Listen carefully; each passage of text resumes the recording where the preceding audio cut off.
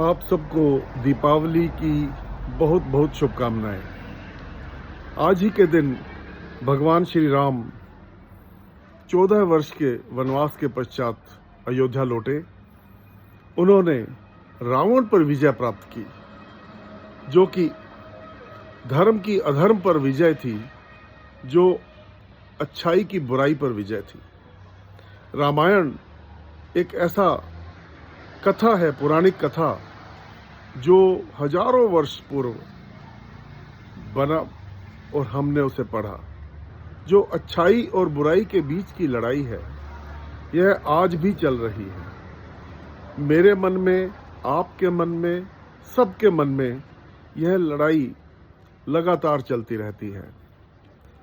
आखिर यह रामायण जो ग्रंथ है, ये हमें कितनी बड़ी शिक्षा देता है, हमें जीवन की शिक्षा देता है।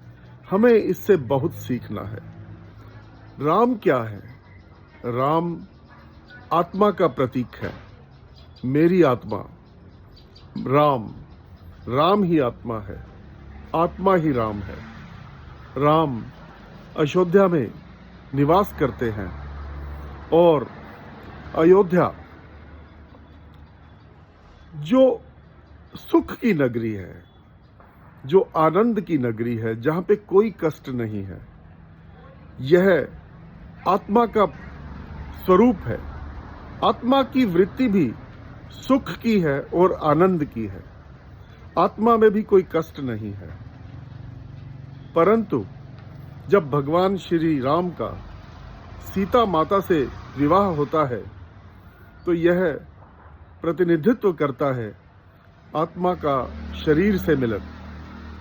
और जब भगवान श्री राम का विवाह सीता माता से होता है, उसके पश्चात उन्हें 14 वर्ष का वनवास मिलता है।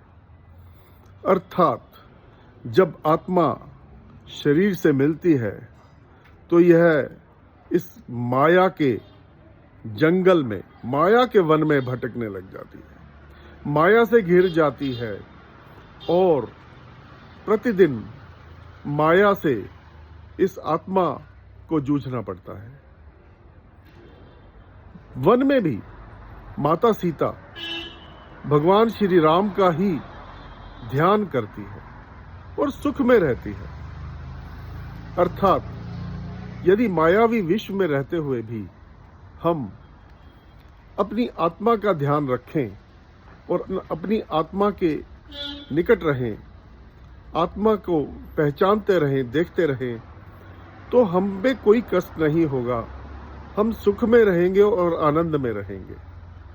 परंतु जब माता सीता स्वर्ण के मृग को देखती है और उस मृग की तृष्णा में आ जाती है, तब उसे रावण हरण कर लेता है। अर्थात माया के संसार में यदि हम स्वर्ण के प्रति, संपत्ति के प्रति, आभूषणों के प्रति, सांसारिक सुखों के प्रति आकर्षित होते हैं, तो हमारे मन का चैन, हमारे मन का सुख, हमारे मन की खुशियां छिन जाती हैं और हमें कष्ट प्राप्त होता है। रावण कौन है? रावण हमारे अहम का प्रतिनिधित्व करता है। हमारा अहम हमारा सबसे बड़ा शत्रु है। रावण 10 शीश वाला है, 20 भुजाओं वाला है। अर्थात अहम के अनेक रूप हैं। अहम अनेक रूपों में बना हुआ है और अनेक स्थानों पर छुपा हुआ भी है। हमें उस अहम को ही पहचानना है और अहम से लड़ना है। अंत में भगवान श्री राम रावण से युद्ध करते हैं और युद्ध में विजय प्राप्त करते हैं। अंत में आत्मा इस सांसारिक माया से लड़कर विजयी होगी। अंत में विजय श्री राम की ही होगी। आत्मा ही सर्वोच्च है, अतः हम भी विजयी होंगे।